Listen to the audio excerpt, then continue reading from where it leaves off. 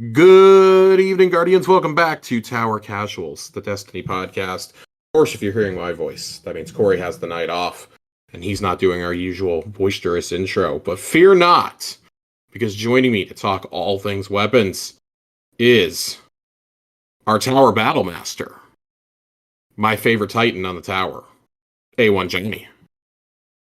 Evening, folks. The Iron Lord himself has graced us with his presence.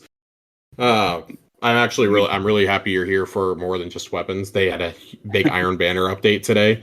Yeah, So, we got some Iron Banner stuff to talk about. I'm excited to get to talk to you about that. But yeah, we're gonna dive into all things weapons for the expansion.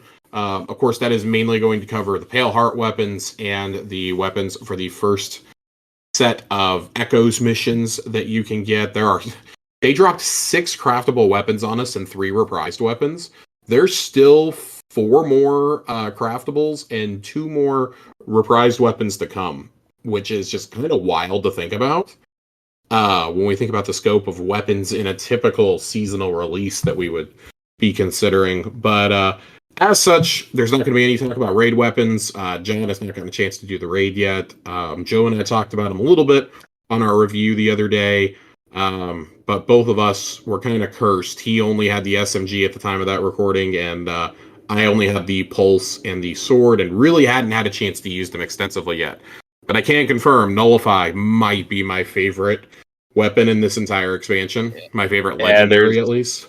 Obviously, I haven't played with them, but I was looking over the rolls, and yeah, it looks like there's some spicy weapons in this raid. I'll put it this way: we were doing GMs yesterday, Yubi and Joe, and I was just shredding with that pulse. It was just fantastic. It's, of course, one of the new heavy frame ones. It's a 2 burst. God, that thing is filthy.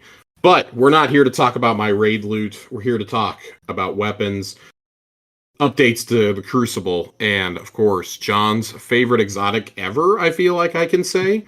Ergo Sum. Yeah. There it is, baby. I'm about to take this Excalibur and Thorn off of the wall, throw it in the trash. I need 3 Ergo Sum, Jesus Christ. mounted on my wall here. After everything we went through for those Excaliburs. Well, let's go ahead and we're just going to rip through the Schwab real fast. It's very quick. It's very easy. 2 of Echoes is going to go ahead and start on July 16th. We talked about this a little bit last week, but I feel like it's worth revisiting now in light of Act 1 being over. This was pretty lackluster. I feel like I'm not stretching any boundaries by saying that, but at the same time, I'm not super bothered by it in this particular instance. My grace period is going to wear off with Act 2. But for right now, it's like most of us are still like knees deep in the expansion. And like you are probably doing raid runs. You are probably still doing dual destiny runs. You are almost certainly, if you have a life, trying to hunt down the fragments, do all your lost ghost quests. Like most people did not take days off like we did for that first week. I took a whole week off, and I still don't even have Kvostov done, so. Yeah, I finally sat down and got Kvostov done the other day. I got it done last Thursday because we read the lore from it. It's just one of those things, like, there's so much in this expansion. I feel like this expansion is beefier and meatier than anything we've gotten before. It's certainly the best location we've gotten ever. Oh, yeah. It is one of those things that, like, I saw the complaint going around that, oh my god, classic Bungie, and don't get me wrong, I had a brief moment where I felt that too. And I think I said as much last week, where I was like, oh boy, here we go again. This feels exactly like Seasons, just with a new name. Talking with you really got me thinking, though, of like, okay, I'm going to have a little bit of grace here, because you reminded me of how the seasons that come with the expansions are usually bad. Like, they are good as an exception to the rule. Even the best one we've gotten, which was Risen, and I consider Risen probably a top 7 season. We have so many seasons at this point, it's hard to rank them. In terms of story, it's one of the best, and we were like, oh my god, 4 weeks of story, that was great. But I think we all forget how meaty Witch Queen was.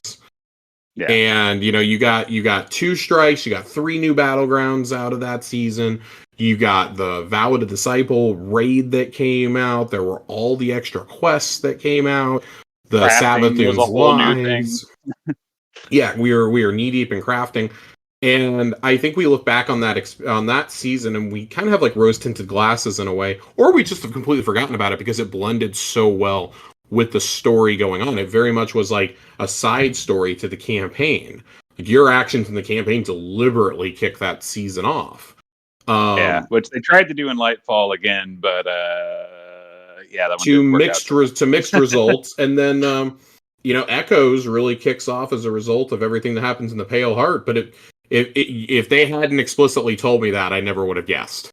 Yeah, Like it's rough narratively, especially. Like I actually think I think Breach Executable is actually fine. It's a seasonal arena. The fact that expert mode is match made though, and there's no darkness zones, is the biggest plus to it. yeah, it's moderately difficult. It's very rewarding, and it's match made. Yeah, And you and I ran several. Got red borders every single run. We were hitting all the pistons. They came out this afternoon and said they were going to add some updates to that too, to where you're guaranteed to have 2 piston hits every run now, which is really cool. And then you've got the Enigma protocol going on, which is another separate match made timed activity. Which is almost certainly going to have some goodies tied to it down the line. So, with there being multiple versions of these activities too, I feel fine. Like this is what it is. Yeah. No, I feel like the content is fine, and I actually like a lot of the character work so far in the story. Failsafe is still really funny. Failsafe and Osiris are the big stars here. I think this final week was good towards, pushing us towards, I think, a question that like none of us really had, but it's making us reconsider Season of Dawn, which this is why I love that the Dawn weapons are reprised here. It's making us reconsider the events of the Sundial and the Infinite Forest in a new light now. Yeah. Is this really Saint or is it not? And I do love that Osiris already had thought about this, because he was, he there was no hesitation. It's like, no, I only found timelines that mirrored our own. You are as mathematically accurate as a copy of Saint 14 as you could be. My Saint, like it wasn't even he'd already been pondering this in his mini reflections and his infinite time in the Infinite Forest, because he's Osiris. Yeah. There's such a powerful line during it. Saint's like, I don't even know if I'm the real Saint anymore. And Osiris just gets real close to him and just holds him and says, you are real to me. And it just an incredible moment. We raved so much about how the final shape did this great character work. And I think when you look at the best seasons that we've had, we talk about Chosen, we talk about Splicer, we talk about Risen, one of the things that Haunted, the things that run concurrent in all of these seasons is the character work. And I don't think that this is narratively on that level yet. I mean, obviously, come on, there's like, if we follow this pattern, there's probably 6-7 weeks of story left easily, across 2 more acts. But knowing that we're going in that direction with the story and the character development, I think is more meaningful than, we've got a story mission to go run every week. Like, and it feels like episodes have had a little bit more care put into them than maybe we initially thought. That final mission this week was cool. It showed a terraformed Nessus, which I'm telling you right now, when you make a change that drastic, I need you to make it to the whole game world at some point this year.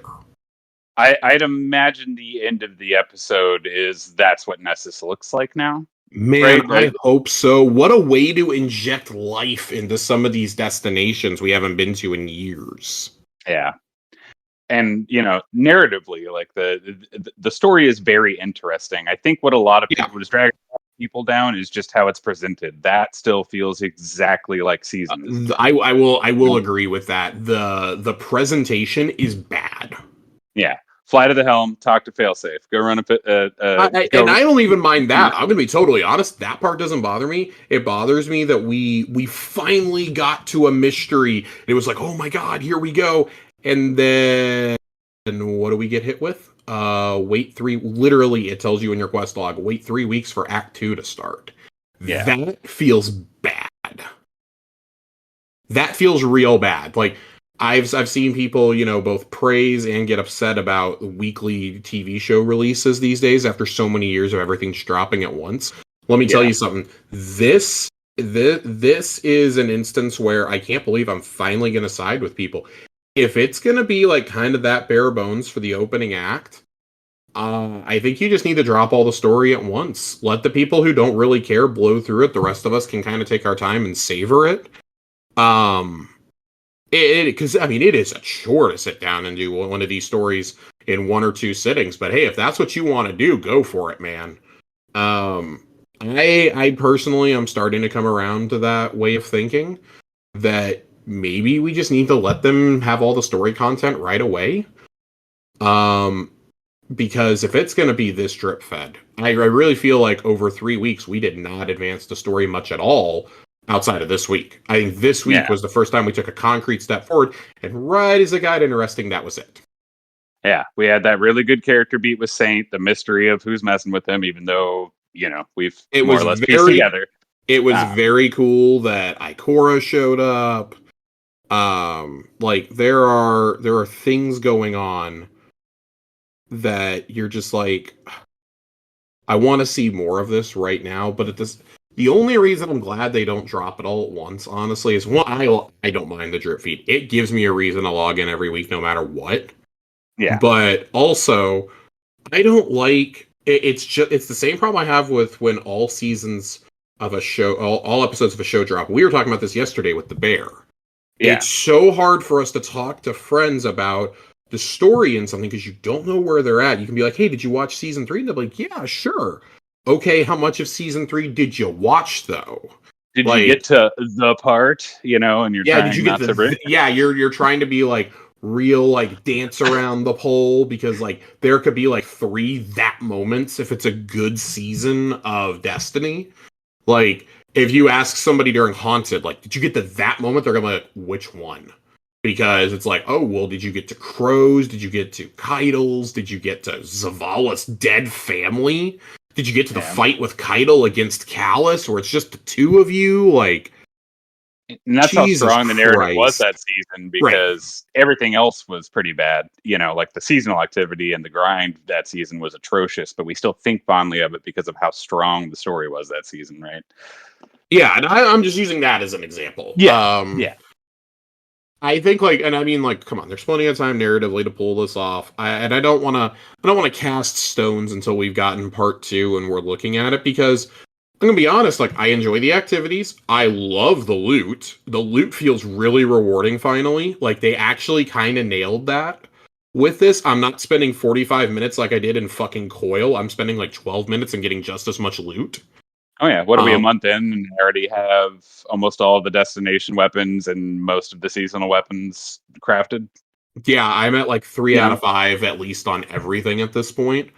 I think because of the time gating, they're being more generous, right? So by the time, it would probably feel bad if by the time Act 2 unlocks and we get new weapons, you still don't have what you were looking for previously, and now the pool is even bigger, right? So yeah, I agree. I agree. I'm largely enjoying this season so far. Also, it's summer. Like a lot of us are busy going to see families or taking kids on vacations. Summer classes. Like no matter how old you are, you probably have plans going on. I'm gonna go visit my best friend around the time that Act 3 is starting. So I'm gonna be off the internet when that happens because I don't want to get spoiled. I have plans this summer. We all know how busy Corey is. Corey took a whole week this week just to hang out with the family instead of, doing the millions of shows that he does. And, kudos to him for recognizing, hey, I need a break, man. Like, I have gotten to that point where I'm like, God, I just feel like I needed a break. And because I stepped away from Destiny so much during Wish, I came back really invigorated. I'm kind of getting to that point though, like of the summer, like I always do, where I'm like, okay, I got 2-3 weeks before the next act starts. I actually kind of like that because now I can pull back a little. I can just focus on doing Salvation's Edge runs. I can pop in and do a few GMs or some Enigmas with the boys. And then I can go back to doing other things I'm doing. Like I'm playing other games right now. I'm very much the Steam summer sale is starting in a few days, guys.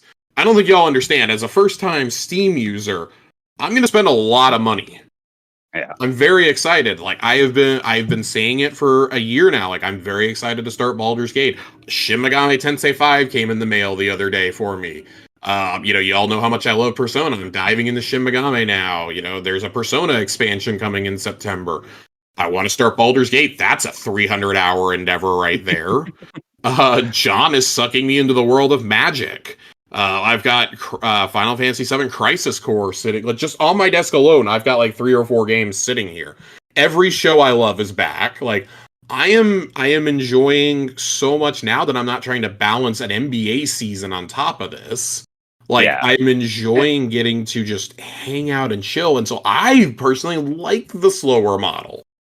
And honestly, at least for this one, again, we kind of can't judge it fully until we see how Act 2 and 3 play out, and most importantly, how the other 2 episodes play out. But at least right now, it feels the right choice to be a little narrative light starting into this. I feel like Final Shape was such a banger and so much happened that going immediately the next week to here's the new world-ending threat, right? I guess what I'm what I guess I'm trying to get at is I feel like there would be a little bit more urgency about something that shot off of the Traveler.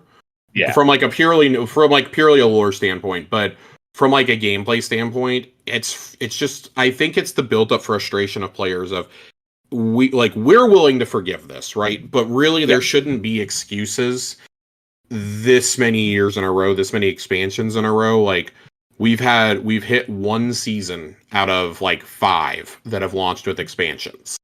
Anybody remember how bad Undying was? Vex Portal in the Tower, anybody? It was the stupid mini, the hunts, the little mini monster hunter. Do you remember the Wrathborn hunts? Like, narratively, great fucking season. That was our introduction to Crow and getting him out from working as a mercenary for Spider and all this, and that sets in motion House Light. But the Hawkmoon mission was awesome. The Wrathborn hunts sucked dick. There was like 2 weeks of actual story. Yeah, literally a 90-second activity.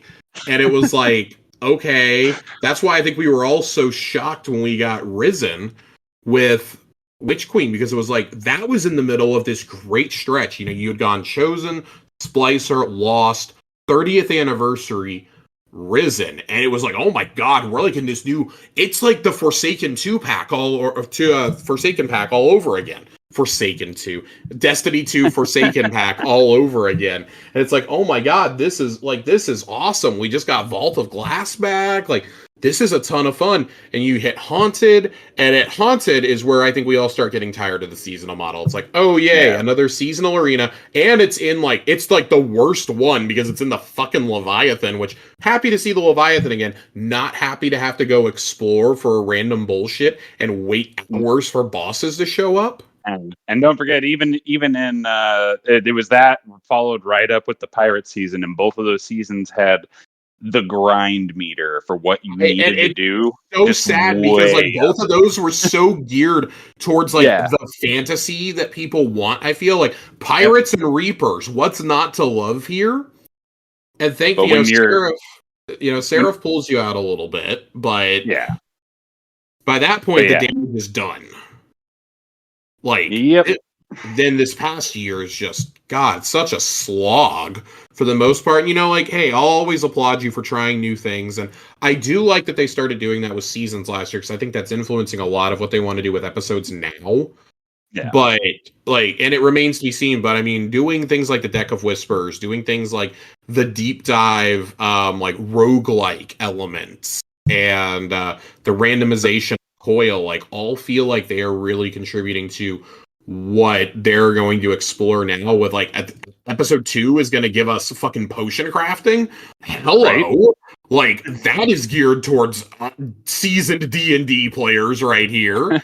And then the fantasy of being a hive commander, basically, and being part of Eris's squad, but getting like hive captain armor in episode 3. Like, yeah, I'm here for that. Like, they're nailing the fantasy there, I feel. So, like, okay, it's not all bad. Like you said, we got to wait and see how these episodes shake out. And I didn't mean for this to turn into like a 20-minute soliloquy on where we're at right now, but I do think it's important. And I mean, Corey and I'll get into a little bit. We'll probably have this same discussion next week because I really want his take on it too.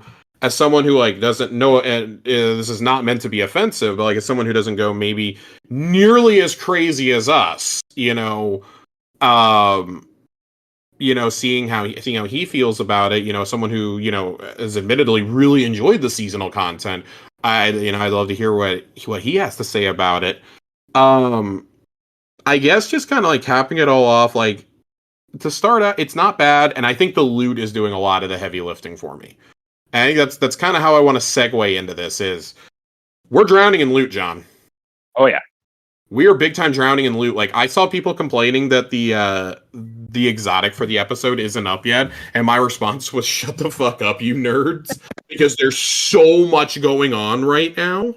Like, if this was episode 3, it would maybe be a bigger problem that it's not coming until Act 3.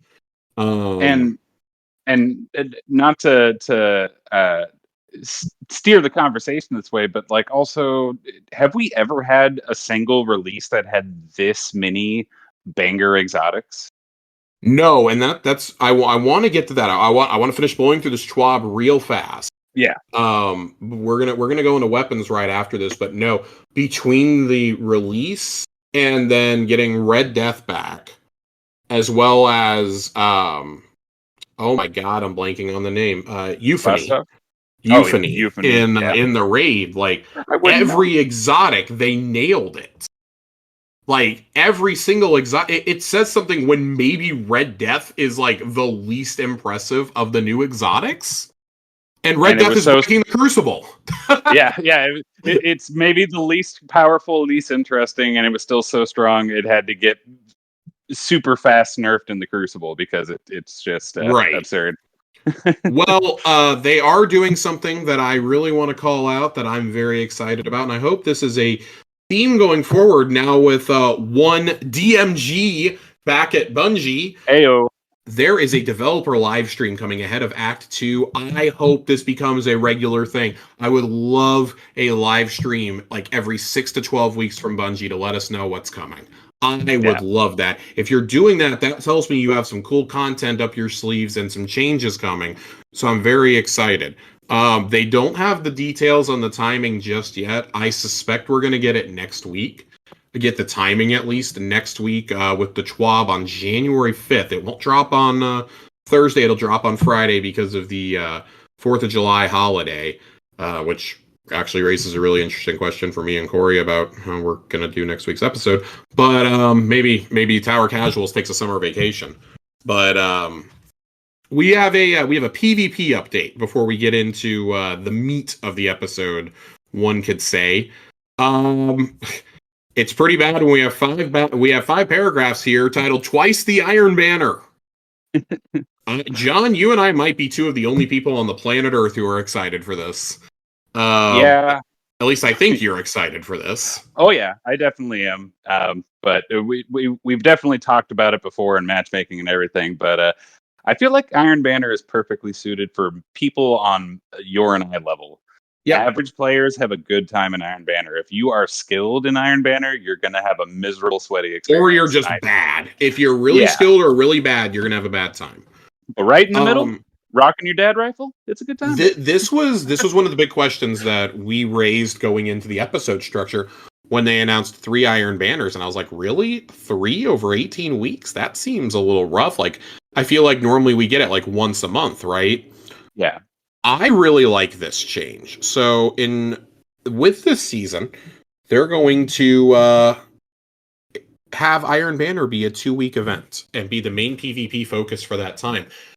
I want to read the explanation that we got off of the Destiny 2 team Twitter account, which, I mean, it's so obvious that Dylan was writing this. They say that under the new cadence of Iron Banner appearing for 2 weeks in a row, trials will experience fewer interruptions over the course of the act. In the past, Iron Banner would appear once every few weeks.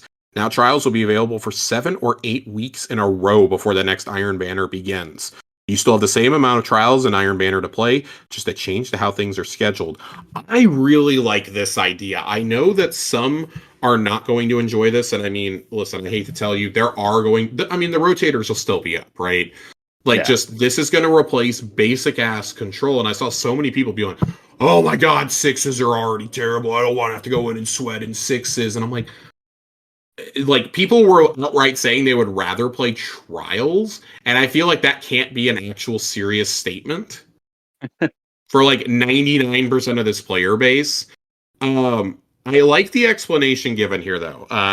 In Season 23, Season of the Wish, for you keeping track at home, we experimented with a system that enabled players to select either Control or the rotating game mode, Fortress, Eruption, or Tribute whenever Iron Banner was active. Players being able to choose which game mode they wanted to play was nice to have, but it was a departure from how we previously handled it. And splitting the player base in half had a negative effect on both matchmaking times and match quality. I agree, it was terrible. These drawbacks meant it was not sustainable over the long term, and paired with the new model of running 2 different modes back to back felt extraneous. So we're returning to the system of 1 mode each week. I like that. To me, that says that it's going to be control for. Here we go. First iteration of Iron Banner. First game mode available is control. Second one will be tribute. Okay. So in other words, if you don't like tribute, you're going to play a lot of control, and I feel like that's where most players are going to go, is with control. You're basically going to be able to, vote with your time. I personally would rather play Fortress or Eruption, but Tribute isn't the worst. It's just definitely my least favorite of the 4. I still wish there was just an Iron Banner playlist. Like it was just a playlist of all of the different Iron Banner modes, so you're not playing one mode all week. And again, I think that appeals to people like you and I. Yeah. I don't think that appeals to the average player. I mean, I've been an arguer that I would like Iron Banner Mayhem to return, but nobody else wants that. So, I get why no one wants to play Rift for a week straight, but a random Rift match showing up in the middle of your play session, a fun interruption, Yeah, it's fine. I think the other thing that's going to hinder it this season, at least, is the loot, because the 2 new weapons are not being met with great applause. Krimel's Dagger is back, still a kinetic, aggressive hand cannon, but with a small bump to stats and perks such as Precision Instrument and Kill Clip. The other weapon is the Claws of the Wolf Rapid Fire Frame Void Pulse, with perks like Head Seeker and Zen Moment, and along with new perks like To the Pain. I am not super hot on this Iron Banner set. I need to play with Claws of the Wolf before I come out here and I'm like, fuck this gun. But I'm not super hot on it right now, to be totally honest with you. I have plenty of pulse rifles that I enjoy already.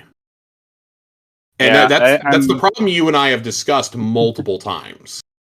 Every time you're on, I feel like we have to have the same discussion. We've gotten to a point now with crafting where it's like, oh, it's not as good as, say, my Callus mini tool. Oh, well, that was fun to use for a little bit. Throw it in the vault. Yeah.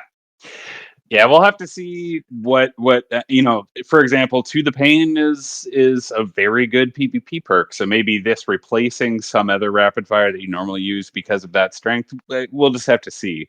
I'm at least a little curious with Krimel's Dagger, because it'll be, I believe, the first PvP focused aggressive burst hand cannon, right? I want to say yes. Because we had the Warden's Law, we have the new one that we'll talk about from the Pale Heart, which is very much a PvE focused weapon with all the stasis energies and everything. And that's the one thing about those 2 weapons, is those are both very, your lucky pants hunters will not find anything better than Warden's Law with the God Roll, right?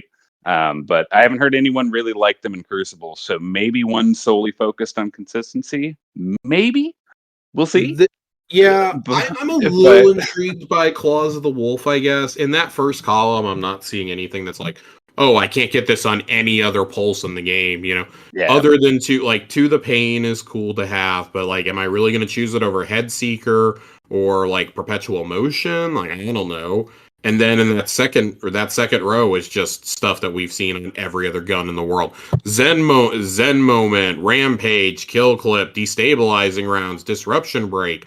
We're throwing in attrition orbs to spice it up a little here, but like that's about it. And it's not me trying to like complain about it intentionally. Like, I'm gonna sit here and go on this whole rant about it and watch. It's gonna end up being like God tier for GMs or something. I just there's nothing here that like makes me go ooh boy, and that's okay. Like that's fine. Yeah. There's nothing wrong with feeling that way, in my opinion.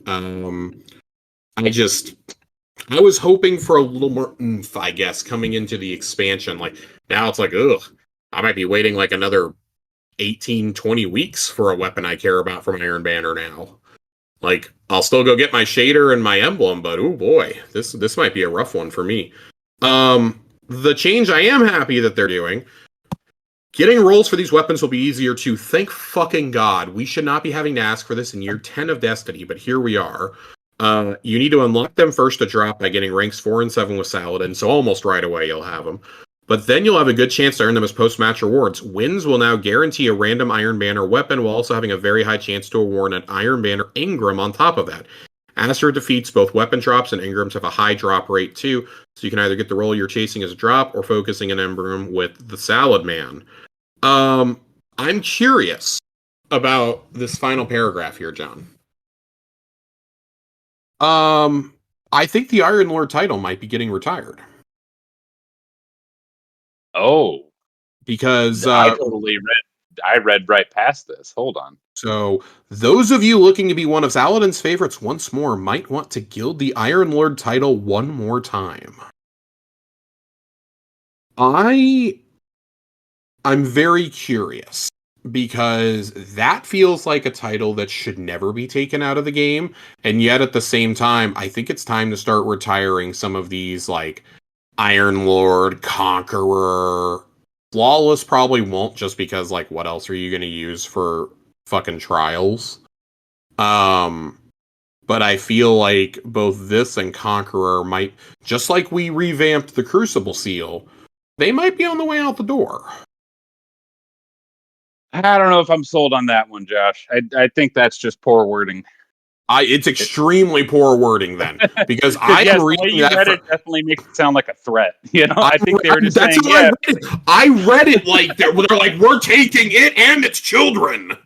Yeah, like they're gonna storm our castle at night, and it's not gonna be the fortress map either. Saladin's going back to Tower Battle, so get your fucking emblems while you can, buddy. So, like, how great of a twist would that be, though? Like, oh, there's like a story reason why Saladin isn't going to give out the Iron Lord title anymore. So, like, it's something else for a couple of episodes. Like, I think that would be a cool little interruption, and then come back with a revamped Iron Lord title. Just let Drifter run Iron Banner for a season, just one season. See, now here's what I would like. I would actually like for them to retire Iron Lord and come back with a revamped seal, because I think the seal is a fucking joke. Come back with it titled Young Wolf, because that was our given title. Yeah. That's our given title. Give me my fucking sword back. Like, there's a number of things you could do here, Salad Man. I need to think that Keitel has some input on this, and that she's knitting me a cape right now. So there's a few sandbox updates coming to the Crucible. Kvostov is getting a lot of updates. Jesus Christ. The recoil. This is so funny to me. It's so fucking funny. We'll be removing the bugged effect that reduces recoil by 50%, but as a middle ground, we've increased base stability by 30 up to 72. And then the ricochet shots. While they're fun for PvE, they're proving to be a problematic balance issue for PvP. With very high uptime and the ability to be buffed by orbs, the damage they deal both on initial impact and on the returning bounces allow Kvostov to neutrally drop its time to kill down to a level usually reserved for more difficult to trigger damage boosts. We want to avoid impacting PvE with this change, so we reduce the initial bonus impact damage against players only from 15 to 5%. And the bouncing bullet damage reduced from 18.4 to 4.6 damage, leaving PvE unchanged. You cannot have played Crucible since Kvostov came out and tell me that this is not the most warranted change in years. Oh yeah, no, it's It had a 25% usage rate in trials. I obviously haven't been able to play with it yet, but I've seen plenty of clips and I've been killed by it plenty. And yeah, that thing is a goddamn laser beam. 25% of all kills in trials in the final shape so far have come from this gun. To put that in perspective, the only other weekend that has ever happened was during the crafting with Amit at 37%. And I'm sure you remember the first month or so of the relaunch of Trials in D2, where we were at an auto rifle meta. When auto rifles are too easy to use and too powerful, there's why would you use anything else? It's so easy and free. Hard light for those couple of weeks was a nightmare. Hard light and Gnawing Hunger and Original Summoner, and it was I love how they follow this up. Red Death, lurking just under the Kvostov coated surface of the current weapons meta is Red Death.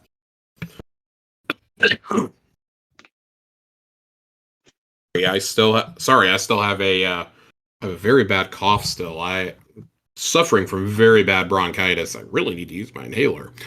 Unlike with Kvostov, Red Death's recoil was not a bug. It was an intentional connection to the original Destiny variant of the weapon, which, like Outbreak, utilized auto rifle recoil patterns instead of the more severe pulse rifle ones, giving them tighter burst spread and higher ease of use. But it's so fucking strong, dude. The high impacts are so strong. I did not know that it shared that recoil pattern. That's why they feel and look so different, or at least especially Red Death looks like an auto rifle. But they have shifted it to they've shifted it to a more traditional pulse rifle recoil. They haven't shifted it fully, but they have made that change to make it feel more in line with a pulse. Which okay, good, because let me tell you something. That thing is a fucking laser. Yep, it's a that's fucking all I laser get right killed now. by is by that or by Kvostov and the occasional sweat that won't put the hand cannon down. But that's most of what I've been seeing in sixes. And then one more gripe of complaint in the Crucible that is thankfully not getting touched in PvE as of yet is the speaker sight mask for Warlocks. The orb generation, it's too easy to generate an extreme number of orbs in the Crucible using this exotic. It plays in several different build crafting levers and making it feel like the only choice in comp and trials lobbies. We'd like to retain the ability to generate orbs in Crucible to allow players to lean into the healer fantasy. Current volume is not healthy for the sandbox. Agreed. Yeah. As a short-term solution, we are disabling the orb gen portion of the exotic and Crucible only, and longer term, we will revisit allowing the weapon to create, or the armor, to create orbs at a more reasonable rate. Yeah, especially with Prismatic and the 2 artifact perks that make you amplified and radiant off of picking up orbs. You get constant healing, you get overshields or woven mail or whatever your super's tied to from the Prismatic fragment, and then all the perks from the artifact for a grenade charge that comes back in 40 seconds. That can apply to your whole team, Ridiculous. It's absolutely ridiculous. But shout out to them doing this so quickly and not screwing up our fun in PvE either. Thank you. Yeah, I'm really glad they're addressing this, but I know that Trials players are going to have gripes that, this wasn't addressed for us quickly enough. But I would argue it's because they saw it in Trials that they had to act the way they did. Yeah. They would have allowed it to be outlying in sixes for a little bit. I think Kvostov and Red Death would have been touched no matter what. The Speaker's Mask is particularly a problem in comp and trials, like they noted. Oh, 100%. Yeah. So in sixes, you can still get in there and bully someone sitting in a corner with a Speaker's Mask turret, but not so much in comp and trials. Right. And I hope this is how things are as the norm moving forward with this PvP strike team. If they can find these outliers and make it to where the entire season isn't dragged down in PvP because of a few things that are a little overtuned. I think it's very important that this is being addressed before the first Iron Banner. Oh yeah. Because that would have made something that's already miserable, for those who don't enjoy playing it, even worse. The final thing that we really have, I think this is really the last thing that we have of the TWAB in general, is some future stuff coming. Well, more to talk about before the mid-episode patch. We don't want to give too much away while things are in flux, but we've got several quality of life features to roll out. A Destiny 2 reprised map coming in the next episode. Some UI updates to help with clarity, and a big feature we're heads down working on for the third episode we can't wait to share with you. I have no idea what this new feature could be, but hearing that we're getting an updated map is a sigh of relief, because let me tell you how fucking hard it is to see some of these lost sectors on the map. It is, especially on like the vanilla destinations, it is very difficult. And also, if you're going to revamp the map, I think that hint said some Frontiers content. Yeah. Man. Well, does this apply to the world map or the destination map? I have no idea. I am assuming it applies to both. Because a very small thing that they never really brought up until it was released, but that I fucking love, is when you have an objective on a planet, you can click on it and it'll set a marker right there. The Pale Heart, it has all of those little selectable nodes all over it. There are so many destination quests that are like, go to the cistern, or some vague location that you may not be familiar with. Just a really small thing. Track them and let it lead me there at this point. Yep. Oh boy. Well, I think that's about it. There is a very big section here that I want to draw everybody's attention to real fast. Of course, it's the month of June. It is the end of June. I apologize for not bringing this up earlier. I don't know if you guys know. It's been a bit of a busy time around here this month, and I have been extremely sick. But because it's June, it is Pride Month. Bungie, of course, points this out. They, like every year, they bring their Pride badge back, and there are 2 giveaways that they do: the Rainbow Connection emote and the End of the Rainbow Transmat, which you are able to get using the codes found inside of the TWAB. Ever since 2019, Guardians have raised $660,746 for It Gets Better, a non-profit organization that strives to uplift, empower, and connect LGBTQ+ youth around the world. Through storytelling, media, and educational resources, IGB proactively supports LGBTQ+ and questioning youth to explore and define their own journey. That is very cool, because let me tell you something. Every time that you get the Infinite Prismatic Emblem, or you get one of those pins, all the proceeds go to It Gets Better. So that is a staggering amount of people who have bought the pin or the emblem to support that. I really love the message of It Gets Better personally. That is a cause that is near and dear to my heart. Several of my friends, it would have made a difference if this was more prominent when I had been in high school. I'll put it that way. I'm very glad that youth today are not going to have as rough of a time as some of my peers and friends have had. So very, very happy about that. There's of course a little bit more info in here on Trans at Bungie and Pride at Bungie, which are 2 of the social clubs that they have formed at the studio. And a little bit of brief history about the empowerment and its mission. That extends beyond Bungie. It extends to, players and industry peers as well. So I encourage you, if you've heard those definitions before and you're like, hey, I want to know what this is all about, there is a lot of information here in the TWAB. And again, really wish we would have called this out sooner. I know we have several members of the community that this is relevant to, and I just want y'all to know, hey, we see you, we hear you. And this is a community that is always going to be safe for everybody. If you're against, if you're against this, not sorry to say it, but this is not the community for you. As we formed this to be a positive, uplifting community, and hey, that is right in line here with what Bungie's trying to accomplish with their initiatives as well. So, if you got a problem with it, you can, you got a problem with it, you can 1v1 Sane about it.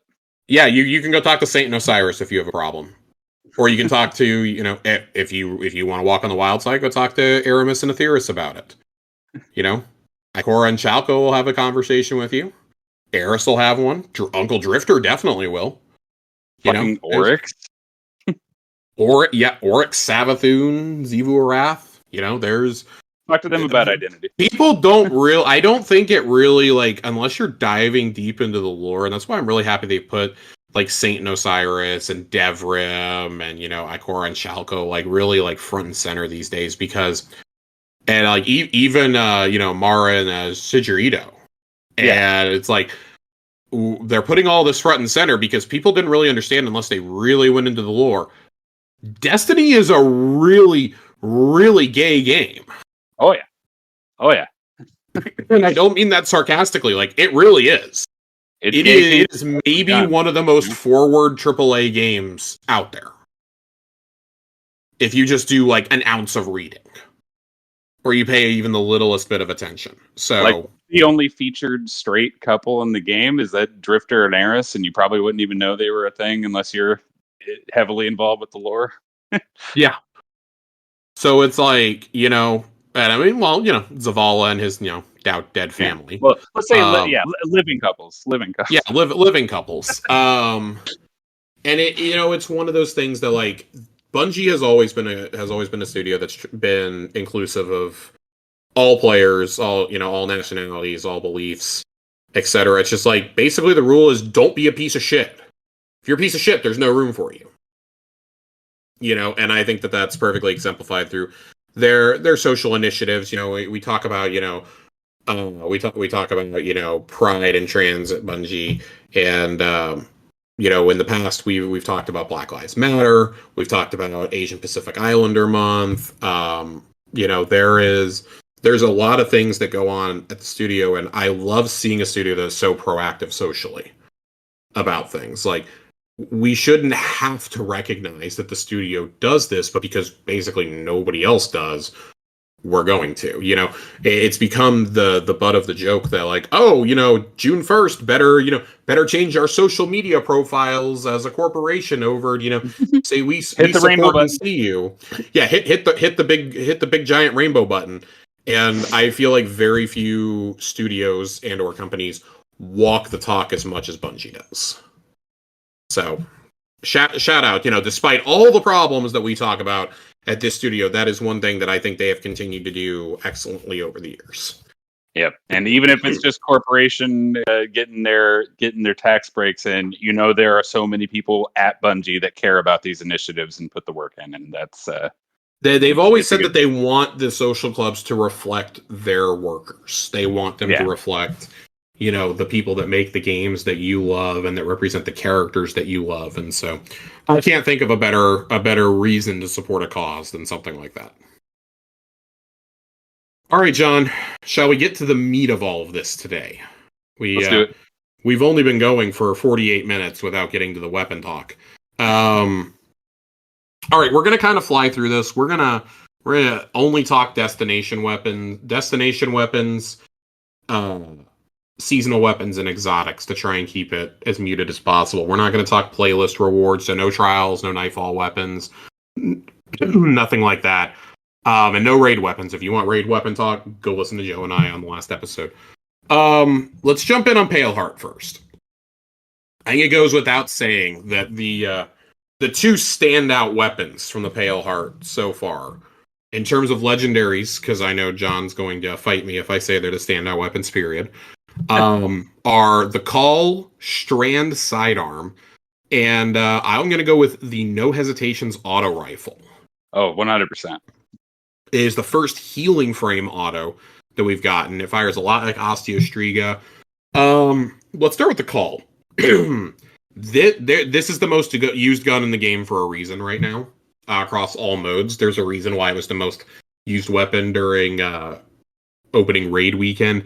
This thing is awesome. These have power crept so rapidly, though, that at this point it feels like if you are in endgame content and you are not using the Call or Indebted Kindness, you are doing yourself a disservice. Yeah. It really genuinely feels like you're doing yourself a disservice. And thank God I have a call crafted and I got a God roll indebted kindness on our very first time through Warlord's Ruin. Um, this gun is awesome. I don't know another way to say it. This gun's awesome. Yep. And that's why I was thinking about it, and I knew we were going to have to talk about it. I don't even have that much to say about the call, just because it hits like a truck and has ammo for years. And once you get it crafted with legs from gold, lead from gold, you'll never start. But I've been running that with Ergo Sum double special, which I haven't been able to do any double special weirdness since the changes. But it is so forgiving on the animal economy that you can basically use it like a primary. I am currently running it with lead from gold, and I was using multi-kill clip for a little bit. I did change it to oh god, what I change it to? Hang on, I gotta pull mine up. I cannot actually remember what I used mine for. One for all. I have one for all on mine. Yeah, no, that's a solid pick. I went with Vorpal to be boring, but I wasn't sold on it just yet. Yeah. But it is. I really like strong. hatchling on this too. Yeah, there's definitely some fun strand synergies to be put in there. It is the most popular perk for the second column, for what it's worth. Yeah, and that should show you that an ad clearing special weapon is a rare thing most of the time. Almost always your primaries for the ads, your specials for the yellow and orange bars and champs, and your heavy weapons for bosses. And the call is just kind of good at all of it. Having the dealer's choice perk on this too is also fantastic, because final blows give you a small amount of super energy, so you're running around just and you're getting your super back that much quicker. You're picking up orbs, and like say you're running something like Orpheus rig like me, like damn, you're getting your super back like instantly. And that does stack. So good. It stacks if you have all Pale Heart weapons and the few exotics that it ties with it as well. I believe it's a 4% per kill if you're running a full suite. Which again, and the 4% doesn't sound like a lot, but think about how fast you can mow through, I don't know, 30 hives sitting in front of you. That's 4% each on top of the normal super gains you would get. Right. It's really strong. It's so good. The other one I wanted to bring up was No Hesitation. I really like this. It's taken a little bit to get used to how it actually heals. You have to hip fire at allies, which I think goes against every instinct I've ever had with an auto rifle, which is always to zoom in the ADS with it. But man, this gun it's filthy. It's absolutely filthy. I personally really like running Physic on this. I almost think Physic is mandatory. Personally, I would argue that. Yeah, I would not argue. I would agree with that. The only other perk I can see on here that I would be like, oh yeah, I would probably run this, would potentially be either Subsistence or Strategist. I like both of those also. But that second column is where you can get a little nutty with this. Circle of Life is probably what you want to run on that. Circle of Life or Incandescent. Of course, Incandescent's always going to be the most popular. Yeah, we all know what Incandescent does. That if it's there, you're probably going to go for it. Circle of Life is a new perk, though, that only works on guns like this. This and Physic are both brand new for this subfamily. Circle of Life, for those of you who don't know, rapidly healing allies grants this weapon a period of increased damage. If you're running that with Physic, you are like invincible. Yeah, those two perks together make it almost feel like an exotic in a way. Yep. Because it's so synergistic. And then you're getting dealer's choice on top of that. Yeah, and something I didn't notice, it took me a while to pick up on using this weapon.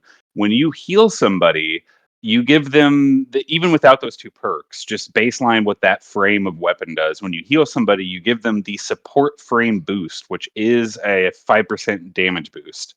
So it's not just healing; you're giving each other a little bit of a damage boost. With Circle of Life, that increases your damage boost up to 35%. So that's one for all levels. That's bait and switch levels. That's the higher scale of damage buffs you can get in the game. Again, it's on your primary, but yeah, It's so nutty, dude. and giving yourself restoration just for hip firing at a friend for 2 seconds is so strong, especially as a Titan. I kind of have to reverse heal. I'm the one in the front lines. I have to turn around and try to find where my Warlock is posted up to heal them so I can give myself restoration and my buffs, you know? Mm-hmm. It's really good. I am just a little curious to see what they do with this frame moving forward because I don't know how strong this weapon would feel without physic. But yeah, I will tell you, it is night and day. If you're not using physic on this, it is notable. yeah, because I it's don't cool. think Like, this gun okay, I'm is. healing my friend, but not giving yourself any benefits outside of the little It's 5% so damage stupid. boost. You get restoration for everyone if you're using physic. Like, come on. Yep. It's good. I don't think there's like some huge drop off after this, but I will say I'm not like beyond that. I think like Pro Memoria is probably the next one I would point out. The Strand LMG. I have been using that a lot. I really like this. It is our first 600 RPM LMG. It's so fucking good. Yeah, Like this thing is so good. It feeds into that origin trait we just talked about, so it's a solid choice in the heavy if you don't want to run Microcasm for whatever. If you're a weirdo who doesn't want to run Microcasm, I mean, listen to these perks you can get in the first column. You can get Reconstruction, To the Pain, Strategist, Hatchling, Envious Assassin. What the fuck? Yeah, Hatchling in the third column is huge because you can still get a damage perk and run Hatchling. And then in your second column, you can get Bait and Switch, you can get Tap the Trigger, you can get Dragonfly, Frenzy, Target Lock. Like, we live in a world where Desperate Measures is like the 5th best perk on this list. Yeah. That is wild to me. The only thing that's like blatantly not good is Collective Action. Yeah. And don't forget, not only do all the origin traits stack for getting you super energy, there is a perk in the artifact that makes Pale Heart weapons, it basically gives them Dragonfly, and that increases with the number of Pale Heart weapons you run. So a lot of really great synergies with this. It's a solid LMG. For sure. There's a couple of other weapons, and I'm gonna be honest, I'm not super big on the rest of the Pale Heart, but that's not that they're bad. It's just like I have weapons I would prefer to use over them. I like the Sniper. I like Embraced Identity. I don't love it, but I like it. I think it's got a solid perk pool, but again, it's one of those like unless you're using it for a really specific purpose, like you probably have a succession that does exactly what this can do, except that's a kinetic and this is a void. We will continue to cope that we will find a sniper meta one day, and this may be one worth looking at then. But for now, it's got a good perk pool. I want to be really clear, but it's like, oh, you're probably going to run Reconstruction, Redirection for most people, or Reconstruction 4 times the charm. There's Boxed Breathing. There's Target, or there's Moving Target. The coolest thing that this sniper has going for it is rewind rounds for me. Yeah, and you compare that. That's really cool. 4 times. Yeah, I think that's cool. Permeability is part of this. I think that's actually more interesting than you might think. But I don't know who in their right mind is choosing that over Reconstruction Rewind. Or even like Opening Shot. I just don't know who's picking that over it. It's fine. Like it's a fine sniper. There's a better sniper in the actual release in the raid. Baby Black Hammer is in the raid. So some of us wouldn't know about that, Josh. Yeah, well, I don't know what to tell you, buddy. This sword does not impress me. False Idols does not impress me at all. I'm not even talking about it. Yeah. If you have something to say about it, go, but no, I mean, you could make a fun ad clear sword. Incandescent chain reaction sounds nuts, but like we'll talk about later with a different sword we got, and like we've talked about for years, while ad clearing with a sword is fun, you're giving up your heavy weapon. You're giving up your boss damage. So yeah. And I want to be really clear. That is the whole reason Ergo Sum works, is because of the slot it's in. Yep. If it was a heavy, we'd be like, "Oh, that's cool," and then we'd move on. Yeah, that's fun in seasonal activities in Gambit or whatever. Another weapon that's not really lighting my world on fire is Axial Lacuna. the solar fusion. Yeah, Yeah, it's I was like pretty disappointed with this, it's like especially since it's good, yeah, but it's another fusion.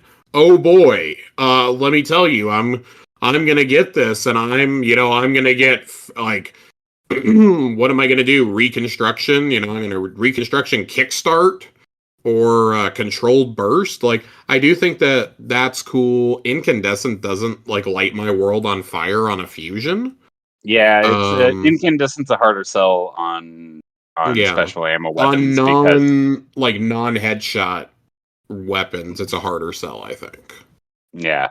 This was one I was definitely disappointed in, especially because it's like Ikora's featured weapon in Cade's kit, and it's something you compare with Ace of Spades. And I don't know, I was hoping for this to be a banger fusion, We and just got scatters. Well, I say just yep, got it. We got it 9 months ago at this point. Jesus, Scatter uh, signal is so fucking good, and we just yeah. got that with some of the same So perks. yeah, so this is in a different slot. You can get reconstruction controlled Yeah. burst, but it's not doing. It's not that it's bad. It's not doing anything new. If you already No, have God rolled it's not fusions, bad. It's not good though. yeah, It's like, okay, like get the pattern, and it's gonna be one of those. They're gonna give us some perk. It's gonna be like when we all had what was it, Cartesian coordinates and coordinates. null Yep, composure yep. because of oh, what was the name of that perk in the Particle deconstruction. particle deconstructing that we all Yep. had in the past one season, and it was the season VOG came out, so we all sat there or the season after VOG came out, we all sat there and just spammed the Templar with regular fusions. It was great. The one Um, time 1K voices was relevant. yeah. Bold endings is another one. This is a stasis hand cannon. Um, I feel it's fine. Is this the first 257 RPM that we've had? So that's the heavy verse, Oh, got you. two So it's bursts like like Warden's Warden's Law. Law. Warden's Yeah, Law. I think I that's the one thing this has going for it. I think is the burst. yeah, I actually like this weapon quite a bit. Okay. My problem with Warden's Law is unless you were a lucky pants hunter doing that one specific thing, Yeah. Warden's Law is pretty boring. I mean, This I like getting it.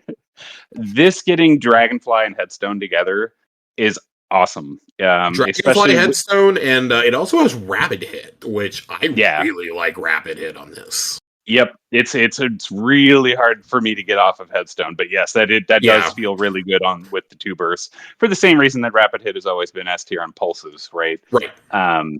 But yeah, I have Dragonfly Headstone on mine. I think my only gripe with this is that the Dragonfly explosion won't shatter the Headstone crystal. Okay, that's But really annoying. yeah, but with the artifact perk this season, where killing something that is affected by a stasis debuff makes a stasis explosion that slows everything else around it, it's like giving it double Dragonfly. Yeah. Because you kill one thing, the headstone pops up, the dragonfly goes off, everything around it is debuffed. You kill one more thing, and then you get a third explosion off of that. It feels really strong. And also on prismatic, if you're running a prismatic build that's focused on light abilities, this is a great one to throw up there to help build up your dark meter, because you're not just getting the stasis weapon kills, you're also getting the stasis shatter and the dragonfly explosions to help build up the darkness side of your meter. So I think this is a fun weapon. I don't think it's going to be It's meta must fun. have, No, but no. It's fun because the only other really like decent stasis hand cannon we've had is Volpecca. and And what was the one from the dungeon? oh Actually, shit. from the pirate dungeon, Ice Luna. Oh, Ice Luna has a I I have unrelenting I've headstone on that thing. I've kind of forgotten that AS Luna existed. I'm going to be totally honest with you. As someone who is not admittedly a hand cannon aficionado, Yeah. I kind of forgot about AS Luna. And we have one more weapon to talk about, and that's the Someday shotgun. This has not lit my world on fire. Nope. It's Oh just boy, like the fusion. it's another kinetic shotgun. Oh boy, it's not even strand or stasis. It's just another 65 RPM. Yep. It's a craftable god rolled shotgun for Crucible if you need one. It's kind of interesting that it can get Cascade Point, but that's a lot of work for damage you could be doing just as easy with a mountaintop or a sidearm. Yeah, I'm fine. Like, I mean, I'm fine with it. I like threat remover personally. I think threat remover recombination is an interesting combo you can get on this. Like you said, Cascade Point is a little intriguing. But there is just, if you're crafting a shotgun for PvP, you're putting on opening shot. Let's be totally honest. Yep. It's that's the only place I've seen this weapon spoken about is in PvP, and if you just need another God rolled shotgun in a different slot or didn't have a good kinetic one, for whatever reason, this one will do you just fine. It's fine. Like, if you like these weapons, that's totally fine. Yeah. It's just like there's only like, besides like our two S tier options. Like, I would even argue the call is the only truly S tier option. No hesitations is with the exact right roll.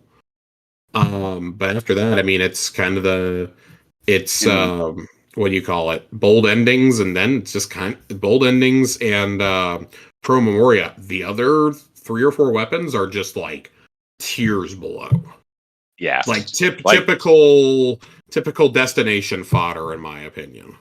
Yep, and I think that's what makes them feel so much worse. Is like we said before multiple times, it's not that they're bad, but the call and the healing AR, and even this two-burst stasis hand cannon, they all feel like they're presenting something new, a new play style for you, a new thing to build around.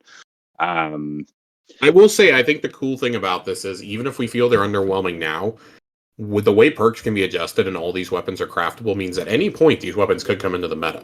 So I do enjoy that aspect of it, as opposed to, like, say, the Europa weapons, which you knew were never going to be good no matter what. God, that was it. How shit those were, how shit most of the moon weapons were. The Throne World weapons really didn't light people on fire either. Like, yeah, this is kind of a typical thing. I'm not even going to talk about the fucking Neomuna weapons, because some of us never unlocked the patterns for them, despite grinding and grinding and grinding. Yeah, skill issue. Some of us are still very upset about it a year and a half later. Anyways. Yeah, I will say that I had the weapons I wanted crafted from the Pale Heart with just 2 weeks or so in, just doing Pale Heart stuff. Not going there to grind for that, just doing stuff I would have already been doing. I had the call crafted before I set foot in the raid for the first time. Yeah. So, and that was not from like, oh, I had Ghosts upgrade to buy my red borders. Nope. That's how I finished No Hesitations. I got the call just from running around and doing chests. So... That was you, me, and Joe doing the campaign and some of the post-campaign activities. That was not like 40-hour grinds trying to get that thing unlocked. Let's shift over to some of these seasonal weapons that we actually have. I want to do seasonal, and then we'll do reprised weapons. It should come as absolutely no surprise that John and I are absolutely in love with the Scout Rifle. It is the first legendary cowboy scout rifle that is actually worth using on a consistent basis. This thing's nasty. Time-worn Wayfarer. I love this. Heel clip incandescent. Yep. What the fuck were y'all thinking? That was one of my first drops. Snapshot is in column 4 here. Like, just what the fuck, dude? This is heel clip incandescent is the roll, in my opinion. I know some folks are gonna really like dual loader on this. I'm not a fan of dual loader, but I also play. That's what's interesting about the cowboy rifle specifically is there are a few perks that are suddenly worth rethinking on this gun specifically, just because of its unique load a bullet at a time. So, like, even compulsive reloader is something I have never given a shit about, except on one of these, because that, the first 6 bullets, think about how you shoot this thing. Just doubling your reload speed if you never let yourself get below half mag is good. So I haven't tried dual loader on this specifically, but loading 2 at a time when you're normally only loading 1 at a time seems like a fair compromise. But who's not going to pick heel I clip? also play a little unorthodox for a hunter. My dodge is always the reload dodge, so Yeah, my particular play style just is based does. around not loading. Yeah, basically, like I'm not going to take the time to load on this. I would rather have my heel clip incandescent. 4 times is another good one here. Always a good one on scout rifles. I feel this is just a really really good gun. Don't sleep on shoot to loot. This is just a really good gun overall. I feel really solid perk pool. And I like the radial area transposer origin trait. This is the kind of stuff that needs to be on seasonal weapons. Yeah. Rapid final blows cause targets to explode into a pool of radial area and fluid. I love that. I don't know about anybody else. I really love that. Yep. So, I any other words on your cowboy rifle? No, nothing that you didn't already say. Like like we talked about before, this is the first one of these since Dead Man's that I feel excited about, and it feels really good. I'm not really running scouts in much right now, but I have played with this thing. I did get the heel clip incandescent roll as my first thing. I do have it crafted. It's just a lot of fun, and it definitely feels different. And I think it's because it's the only one of these with a scope. You're not iron sightsing it, which I know kind of breaks the fantasy of using a cowboy rifle, but it looks cool as hell. It feels strong, and heel clip on a weapon that you can reload one bullet at a time. You can just get a kill, reload one bullet, heel clip's active. It's nutty. Let me bring up another one that I know that you're a big fan of. Have been since the day it came out. Lost Signal. Oh boy. Speaking of The shooters, uh, the stasis grenade launcher. This thing is absurd. I feel like I speak for all of us when I say that there's probably not a bad roll on this thing. This is disgusting. Reverberation is a beautiful perk on it. I really love that. I like the idea of pairing that with Feeding Frenzy personally. yeah, yeah. How you feeling on this one, buddy? This one I, was weird also, because auto loading. You can't go wrong with auto loading on a yeah, breech loader.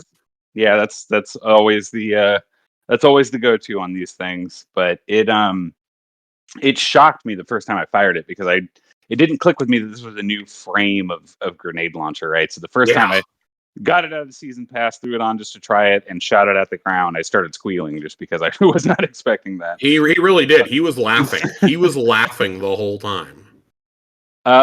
This gun is interesting. I'm curious to see where it lands long term.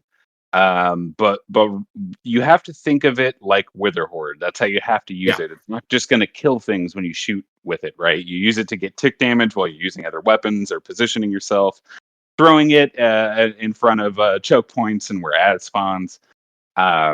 This does have a very interesting just ability regen machine with strategist and demolitionist. yeah. Like I said, I feel like this one is going to take a little while and maybe a couple more of this type of weapon for us to really get a feel on its strengths and weaknesses. But that's the easiest sell there is. It's legendary Witherhoard. If you if you want to Well, and run, I think part of what makes this particular frame feel so good is the origin trait on it. yeah, I yeah, think that's part of what we're feeling too. Like when we say this is mini Witherhoard, not every one of these is going to feel like that. Like I understand that it does create the lingering pool, but that combined with the Vex fluid you can spawn really is what contributes to that feeling. yeah. So yeah, I love this. I think this is stupid fun to use. I've really enjoyed using it. The bit that I've used. Because the only other breech loaded stasis grenade launcher that I think I've ever really enjoyed is is it Lingering Dread? Is that the Yep. one from Duality? Yep. Yeah. And that one can I've roll liked chill. that since the day it came out. I've really enjoyed that. Yeah, and I think that's my only. I think this weapon would have been a perfect place to introduce a new stasis perk, something that applies Yeah. slow. Yep. You Yep. know, because we've had Headstone forever. So I feel like this would have been a perfect thing. Imagine if this applied slow in an AOE. But it's new. It's interesting. I can't wait to test it more, and to see what they do with this frame on other elements. But it's definitely I'm so surprised by how I many mean, unique it did types. add a new perk. Reverberation is a new perk. Yes, that is a new perk. So You are correct. And sadly, I was not impressed with it on this weapon. I'm hoping they can do more that's with it in fair. the future. Yeah, but Okay. it's really neat. It's really really neat. Looks like $1 million. It's a lot of fun. Yeah, this weapon is just goofy fun. I don't know if I'm necessarily taking it into GMs, but I really enjoy it. Um, all right, Sightline Survey is the next one I want to get to. This is the Arc Legendary Hand Cannon. This is a 180. It's a precision frame. I got one of these to drop the other day and instantly fell in love with it. Noted hand cannon user here, by the way. It dropped with triple tap Volt Shot for me right off the Okay. bat, and yeah, it's fun. Things go boom. I'm really enjoying it so far. I think that it's good, but this really feels like one of those weapons that if you're not using the optimal perk combo, you're probably not using it. You probably got something better. And Yeah, that's not to say that this weapon is bad. It's just the thing that makes it good is triple tap Volt Shot. yeah. I really want to play with Enlightened Action Volt Shot to get the faster reload times on there to keep procking Volt Shot, but that 180s are hard. It's kind of a lifestyle choice if you like 180s. This is another one. We already have a 180 from Deepstone with better stats and Volt Right. Shot, and you can pair that Volt Shot with a damage perk. So for me, this is another one of those. There's nothing wrong with this gun. It's excellent. You probably already have better options. But this one is a Volt Shot weapon that makes little Vex pools. So there you go. For sure. Um, all right. I think after this one, it feels like there's a bit of a drop off. I think that one's like if the other ones are like in the S and like A plus tier, that one's like kind of bordering on like A minus. Everything else is B or lower for me. Um, God, and we're only talking about the ones that are in the game because we can't speak to the ones that are not in it yet, obviously, although I'm very excited for the remaining weapons. All four of them sound very exciting to me. Yeah. Um, God, where do I want to go first? Let's go with Failed Threat. Let's go to this auto rifle. This little chode of an auto rifle, I love, even though it's not that great. Yeah, I have mixed feelings about it. I love that it's a 720. I mean, obviously, if you're running this, it's a stasis 720. You're running it's a better what's the Vice 720 I'm thinking of? Oh, Um I know what you're talking about because it was our only stasis auto rifle for a while. yes. I've long since deleted it, but I don't yes, remember since it. that one. Exactly.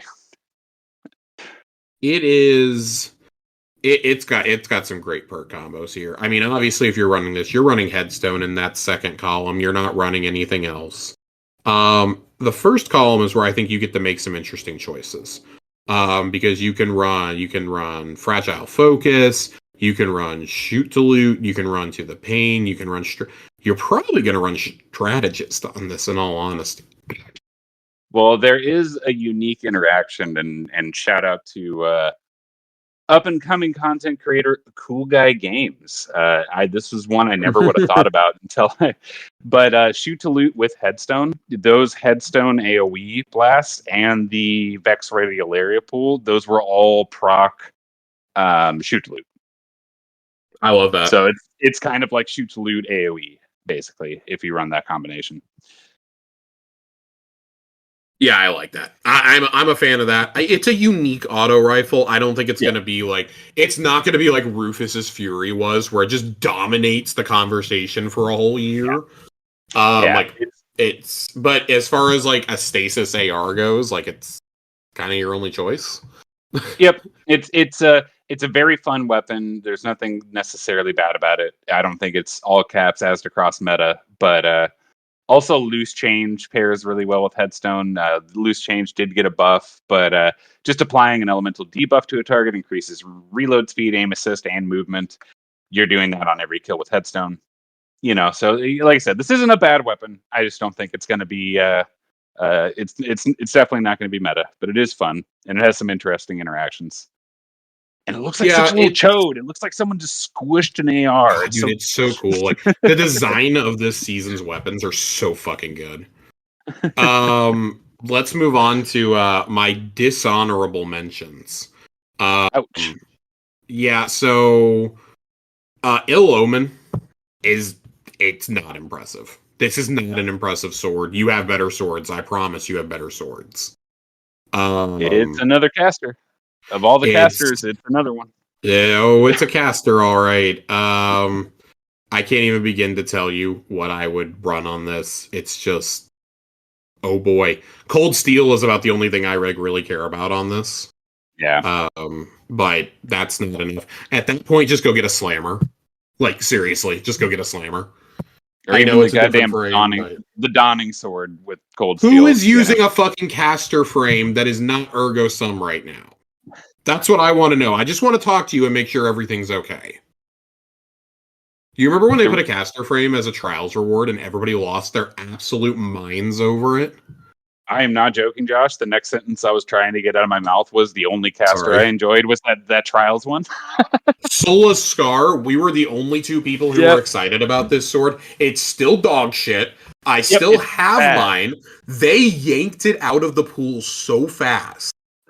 I think it set a record for fastest time to introduce a weapon and then yank it. Outside of whatever the second scout rifle they put in was, that came in for like a season and then they yanked it forever. Yeah. And I don't remember what it's called, but it's very funny to me how quickly they pulled that out. They have since brought back Igneous Hammer like 3 times, which came out in the same season. They brought back Messenger like 5. Those were the other 2 weapons that season. Summoner is remained, but yeah, I still have my. I still have mine. Yep, with a whopping 316 kills. I got my. I am really hoping. I am genuinely hoping that they give us Guardian Apartments at some point, because that's the first thing coming out of my vault and going to my wall. It looks so fucking cool and it's so useless. Yep, it's useless, but the unique remember when Black Talon was unique because it was a caster frame and it was an exotic, and it terrorized us all in Gambit for about 3 months. And then I still see the occasional Gambiteer just absolutely demolishing, getting team wipes on invades with Black Talon, and I salute those people. I do too, because I don't have the patience. We have one more weapon before we get to the. We're gonna fly through Reprise so we can spend some time on these exotics. But Faithkeeper, this Void Rocket, not lighting me on fire either. It's pretty telling that like. The most interesting combinations are ones we've been using for years. I will say that I'm intrigued by Reverberation being on this, but you're not using that over Bipod or Explosive Light. Yeah. Lasting Impression is also there for what it's worth. Lasting Impression exists. It's in the game. It's literally in the game. At one point, it was the best. I will say, the Clown Cartridge Bipod is not bad by any means. Impulse is also not bad on this, but there are better rockets in the game. Until we have a specific need for Void rockets, like there are more exotic Void rockets than there are legendary in this game. Did you know that? Oh yeah. I counted today. I counted before this episode. Yeah. And I did not know that, but I believe you. I have never thought about a Void legendary. The only Void legendary, if you put a gun to my head, that I could name off the top of my head is Braytech Osprey. And the only reason I know that is because I went and looked through a couple pages of rocket launchers earlier. Oh, man. There was a brief time after Cali came out that Royal Entry was one of the best. Oh, my. I forgot about Royal Entry. Holy shit. Yeah. Still have a god roll. Still have a god roll sitting in my vault. Haven't used it in like 3 years. So I actually am quite smitten with this rocket. Really? Acknowledging it's never going to be a DPS pick. It's not going to be a boss weapon. But I really enjoy it because it's a precision frame, because it has that tracking, and because it has bipod. I super appreciate. I have one with auto-loading bipod. It is my seasonal activity, onslaught, pale heart, or what is it, overthrow, that kind of stuff. It is nice to be able to use it more or less like ad clear, or just every time there's a yellow bar I don't like in my way, I can just yeet a rocket. It has tracking. I just stow it back away and don't think about it. It is just a very useful, easy to use void rocket. So like when I was with my Titan chess piece, I build up charges, shoot rockets out of my titties. It gives my rockets 35% more damage. It's just a nice ease of use weapon to pair with, say, a Void Gallarhorn Ego Sword. The Galar Ergo Sword. Sum. Yeah. Ergo Sum, thank you. Yeah. It's never going to be a boss DPS monster, but I do enjoy it for general play, simply because it has tracking and auto-loading and bipod. You get 16 rockets in that thing. You can really just kind of let them fly. Yeah, it's fine. It's not moving the needle for me.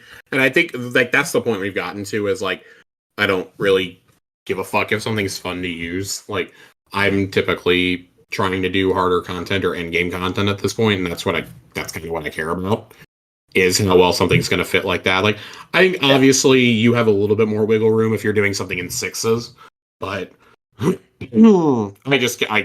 I'm going for optimal, I can't imagine using this. It's over not like replacing Apex. anyone's Apex anytime soon. All right, John, I'm about to let you loose. Oh shit. Well, actually, I lied. We got to talk about these reprised weapons real fast. Which means I gotta change my stupid filters around. All right. Oh boy. Let me find these here. So we got 3 beloved weapons back. We got Breachlight, Patron of Lost Causes, and Lion in the Sand. We're gonna fly through these real quickly. 2 of these are 2 of my favorite weapons of all time in this game. My beloved Patron of Lost Causes is back. It's very telling after all these years, though, that still one of the best perks is fucking Rapid Hit. Rapid Hit Vorpal is still such a good combo on this gun. Triple Tap Kinetic Tremors is the one I'm currently chasing, though.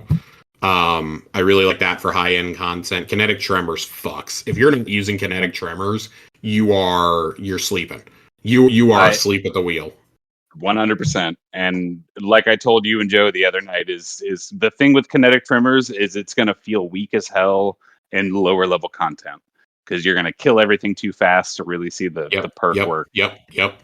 But all 3 of us were running Kinetic Tremor pulses in that GM, and oh my god, just melting the fucking boss. It's disgusting. I love this gun. I fucking love this scout rifle. I don't have anything else to say. I love this. It's a blast. I had a lot of fun using it. It is everything that I remember this scout being. I have said for years, I occasionally break out mine that has a rapid hit drop mag or a drop mag Vorpal, one of the 2. And I still bust that out from time to time for PvP. And I feel like I can finally let those roles be retired. Yep. This is great. It's not craftable, which bums me out. But it does give incentive to run that other mode, though. If you go run Enigma Protocol, you can get double perks on these guns. Totally worth it. The other one I'm loving, of course, I just told you guys, Breachlight is no longer a kinetic sidearm. It is now strand, which I find fascinating. You can get Slice Hatchling on this, and it's disgusting. Yes, sir. This is disgusting. I also really like Perpetual Motion for sidearms, because usually if I'm using it, I'm running. Running around. Yep, running around. I like it. But God bless America. Slice Hatchling is fucking filthy on this. I would also say don't sleep on Pugilist, because that will stack with Cast No Shadows, which is the origin trait here. Dealing melee damage increases weapon handling and loads a small amount of ammo from reserves. And of course, Pugilist, final blows of this weapon generate melee energy. And dealing melee damage improves handling. So Pugilist actually should not be slept on here, but it's really hard. For the same reason, Desperate Measures is really good on this weapon, because you get one melee kill. even if Breachlight isn't out, you get a melee kill, a grenade kill, you whip out Breachlight, you're going to have Desperate Measures ×2 ready to go in your pocket already. Already. Yep.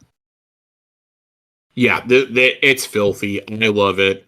All right, we got one other. We're gonna fly. Just fly through it. Line in the sand. You've got better linears at this point. I'm sorry, everybody. You've got better linears. It's not bad, but there's better ones.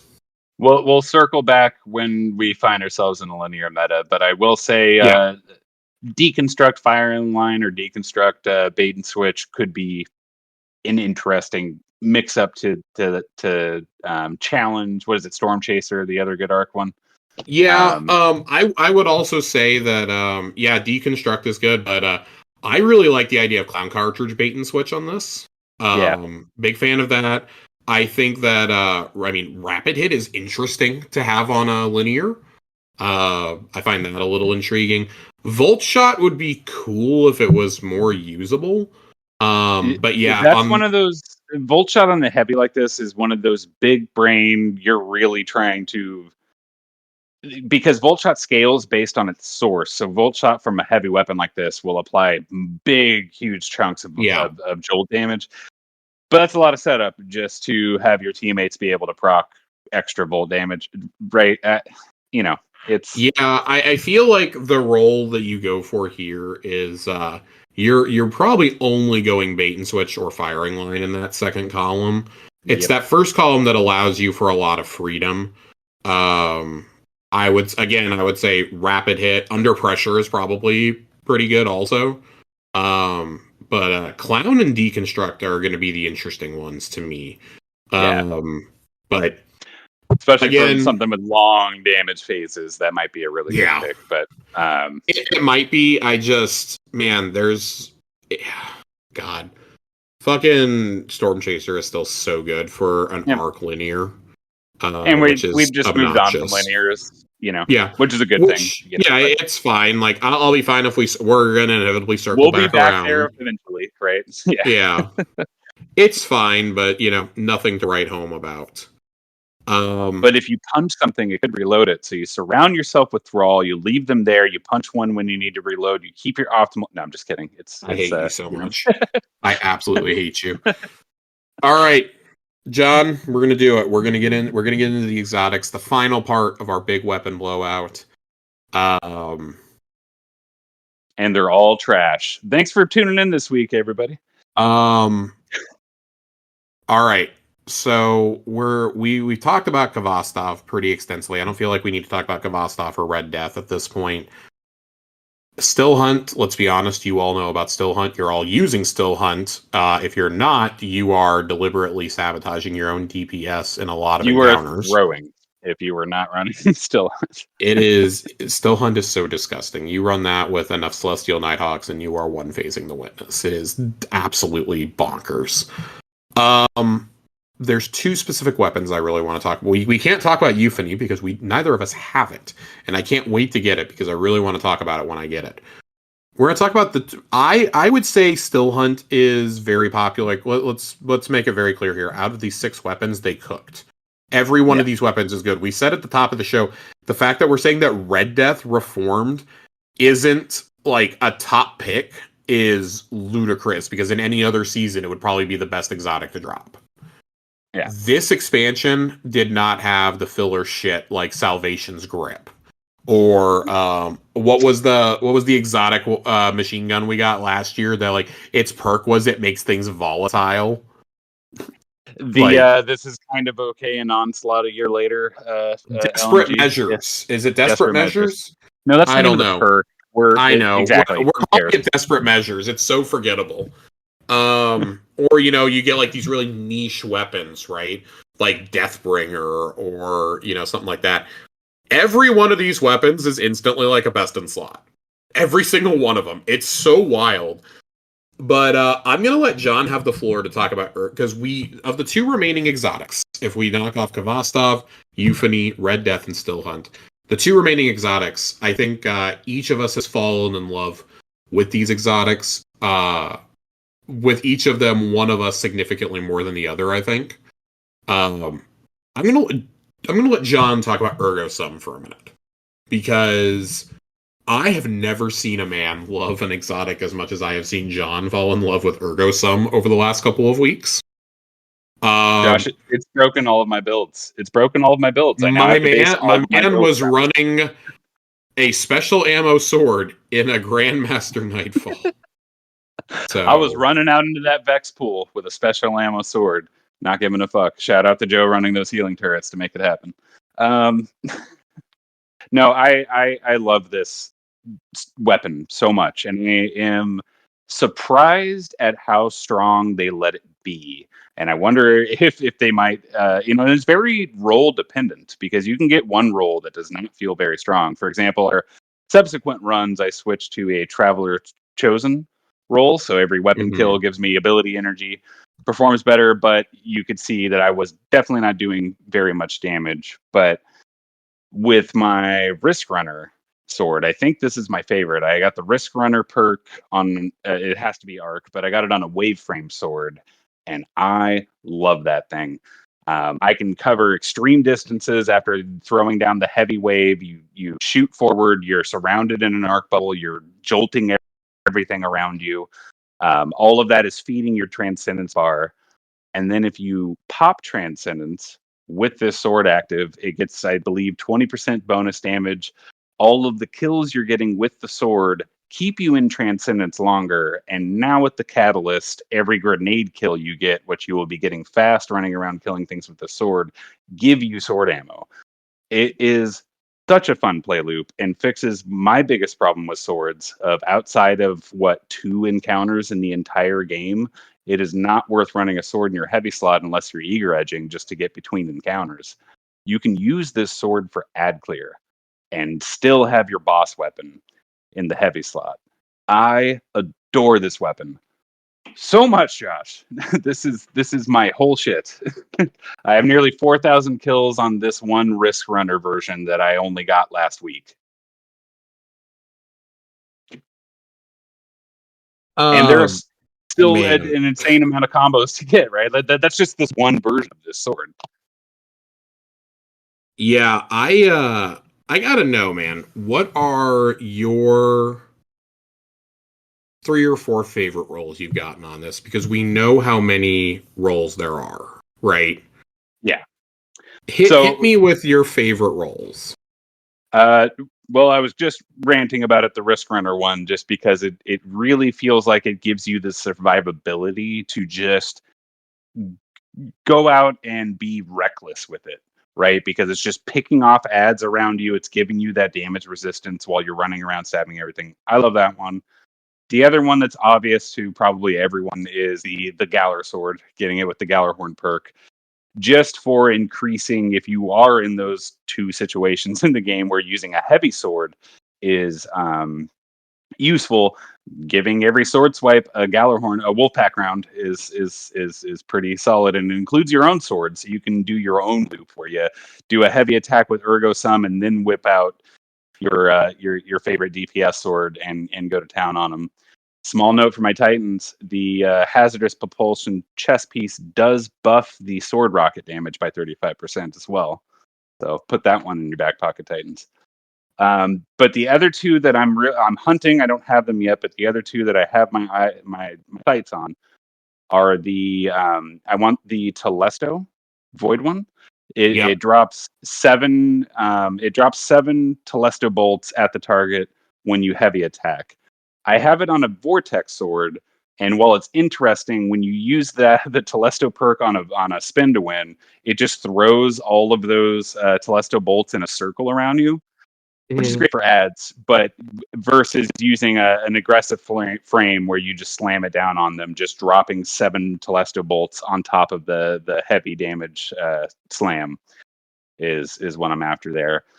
The other interesting one for solar that I'm chasing is the Polaris Lance perk, the perfect fifth. So 5 hits makes an incandescent explosion, basically. If you get that on a caster frame, funny, we were making fun of caster frames. With the perfect fifth, you throw that caster little blob, it'll self proc. So you just throw it at a guy, and it'll, each one of those ticks of the caster wave hitting that enemy will cause an incandescent explosion immediately. It's really cool. I don't have it yet, Interesting. Okay. but that's the one that I'm after. So that's more of a, unlike my Risk Runner version where I'm basically maining that as my primary. The caster version with Perfect Fifth is more of a, you see a big guy, you just yeet one of those waveframe or the caster blasts at them, and it'll cause a big old explosion. And you can go back to whatever else you were doing. But I love this weapon a lot. I am glad that it's not very prominent in PvP, because you do not get a whole lot of ammo for this thing in PvP. Yeah, this thing would be an absolute monster in PvP. Let's just be totally honest. So, I have not fallen nearly in love with Ergo Sum as much as John has. I still like it. And there definitely are uses for it. With people running it in the raid, for example, on Tanics. So that was really cool. But I feel like this is overall, it's a pretty niche use exotic in my opinion, and that's not a bad thing. I want to be just super duper clear. That is not a bad thing at all. It is what it is. But it is definitely more Titan leaning. Running in with that thing with Banner of War, or on Prismatic, I have a build where I basically have Woven Mail and Void Overshields all of the time. So being able to spam a special ammo weapon that is that efficient at ad clear and just be in the fray, it's just a good time, Josh. I adore this thing. Saint was correct. I was just sitting back watching you yesterday, like, oh god, please don't die. And sometimes you did, and sometimes you didn't, and it was glorious to watch no matter what. Let's real quickly talk about this final exotic, though. This is a beauty. Microcasm is just one of the most ridiculous things I've ever used. I absolutely adore this weapon. I think it is just incredible. Absolutely incredible. Fires a beam of kinetic light, dealing massive bonus damage to shields. And then on top of that, paracausal imbuement. Final blows with this weapon grant super energy. Weapon gains bonus damage once your super expires. This is a absolutely filthy heavy weapon. You can now put on kinetic surges. It got the bump in raids and dungeons with surges being pulled off on top of that. So it is probably the best DPS option in the game right now. If you're not stocking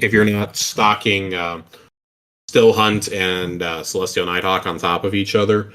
It has been a long time since I loved a heavy the way that I love this gun. Yeah. I can't believe they marketed this thing as, it deals bonus damage to shields. I actually really love how much they undersold basically everything except the Golden Gun sniper rifle, because everybody laughed Kvastov off, they laughed Red Death off, they laughed this off, and holy shit. And of course, Ergo Sum was kept a secret. So, man, absolutely disgusting. Microcasm's a dream. It does tie into that dealer's choice perk. So it has an inherent, gives you super energy, right? And then if you're running 2 other Pale Heart weapons, it's increasing that even more. It's a perfect transcendent building weapon because it's kinetic and does a shit ton of damage. So you're going to be building transcendent meter. And whether you're using like a Well of Radiance or even like Song of Flame, because it's kinetic, you pop Song of Flame, Microcasm deals bonus damage, and Song of Flame makes Microcasm Scorch on hit. And because a Trace Rifle applies a tick of damage every like microsecond, it's just like nonstop ignitions. You build up those Scorch stacks so fast. It fucking shreds. It fucking shreds. This is the highlight of the expansion for me in terms of exotics. I really, really, really like Still Hunt. I like the idea of Ergo Sum, even if I'm not a big sword user. This just takes the cake and sprints away with it for me. So, it's outstanding. It's so fucking good, dude. I would not be surprised if they don't tone down the boss damage that it can do in some way, because that it's insanely good at ad clear like an LMG. It absolutely chews through majors and champions, and it's also a pretty solid DPS option. It's not the best. It's like you said, it's not going to replace those double celestial apex rocket rotations, but you can bring that to a raid and do just fine. Right. Right. Well, I think that's every weapon we can possibly discuss right now, short of playlist rewards, which we would surely be here for another hour and change talking about. Between that and world drops, God, dude, there's still so much. Like this is the beefiest couple weeks I can ever remember in Destiny, and that's so great. It's a great feeling coming off of all the weapons we just got from Onslaught and Into the Light. It's great for those of us who were catching up on all of our raid weapons and our adepts and Pantheon to go straight into all this.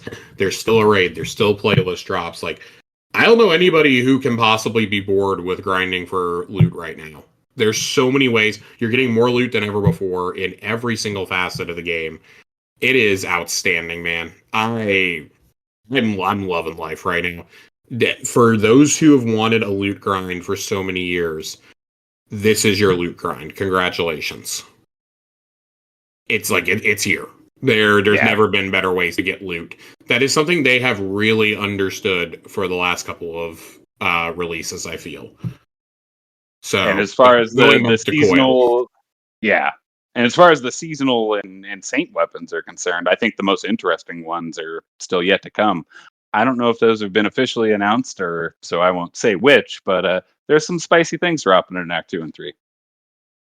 Yes. I mean, if you pull up like GG, you can see what's coming in terms of the reprised weapons and in terms of what's still left on. I kind of alluded to it earlier with the stuff that is still to come for the seasonal craftable weapons. But I'm excited for basically everything that's still coming and dropping. Basically only the Iron Banner weapons hold no interest for me. So yeah, I'm very excited right now. This has been awesome. So all right, man. I think go ahead, John. Go ahead. I was just gonna say, it's just like the icing on the cake because this expansion was so good, and also so much of this loot was so good. They just really seemed to nail it on almost every front. This is another feather in the cap for best expansion that they've ever done. Because, like you said, probably an hour ago at this point, but as good as the Witch Queen was, a lot of the weapons weren't that great. We don't really talk about the Throne World weapons. Yeah, and whereas I feel like, oh yeah, you're probably only going to walk away with a couple destination weapons here that you really like, but I mean the fact that the call is like instant meta across the board says something. Like that says something, and I mean. Make no mistake, rocket sidearms are getting nerfed at some point this year, but for right now, they're letting us have our fun. Yep, 100%. They're going to cut those ammo reserves in half. And I think part of it's because Indebted Kindness was the only one for so long, and you had to go do the dungeon to get it, which means you're paying extra to get it. And then the call is the signature weapon, basically, of the expansion right now. So they don't run them into the ground just yet, but you got another one coming. And we got to figure something out here. I also feel like after Glaives, they might be a little shy to release a new weapon that doesn't feel like amazing. A monster. Yeah, that it doesn't have a place in your loadouts. They don't want to have to buff this weapon for 2 years to get people to use it. So, so rocket sidearms might be a little overtuned right now, but I'm going to complain about it. Yeah, it's great. I'm a big fan. I think the loot is so good right now. We have been in a great loot meta for a little while, and I hope it continues. I'm a little leery about the act structure, but man, like we said at the top of the show about this episode, you're gonna be grinding the stuff from Paleheart for a little while. Like I keep seeing people be like, oh, well, I saw an outrageous suggestion today that, well, if you're going to bring Iron Banner up for 2 weeks, you need to do double drops from Dual Destiny in those weeks, too. And, why? Why? I don't even understand. I don't even understand. They're not even in the same mode. I don't get it. If anything, your mind does crafting kill the game because you don't have things to chase, or do things that take too long to chase make the game worse? Make up your mind. You can only have one, sir. Right, and I get I get the frustration, but most of the same people complaining about not being able to get the rolls they want on Ergo Sum or on the class items are the same people who say that too many things are handed out. Yeah. So you gotta pick what you want here, and yes, I think the scarcity for the class items does benefit streamers and no lifers. I do 100% believe that, and I don't think you're wrong to believe that. It's also one of the strongest items they've ever given us. You know, Yes. to me, it is fair trade for that to be a long-term grind to get all the ones that I want. Yes. Right? Because they have made them so absurdly overpowered, especially for the class items, that, you know, you got to do something. So I'm fine with it, but that is a discussion for another night. Yep. Favorite class items. We have been at this for almost 2 hours. My voice is starting to go. I keep muting to cough. So we're gonna pack it up and get out of here. There's no lore corner tonight. I will be back with a lore corner on our next episode, though. I know they've kind of been few and far between, but we've had a lot to talk about. We said this has been a beefier expansion than most, and I mean the fact we're just now getting to weapons like a month in is like evidence of that, and we've done extra episodes and everything else. So there's been a lot going on. Very, very exciting, though. John, thank you for stepping in and joining me tonight. Glad we were able to have this talk. God, I love talking about weapons with John, but when it's just me and him talking, I have to be like, whoa, down, boy, down. Sometimes my mans can get carried away, and Joe is like that with builds. So these are the guys I go to with my questions. They absorb more content and more about this game than just about anybody that I know, and that's why I call them to come in and help me make sense of the world when I don't understand things. But thank you as always, and to everybody out there. For me, from Corey, from John, have a good night, and we will see you Starside.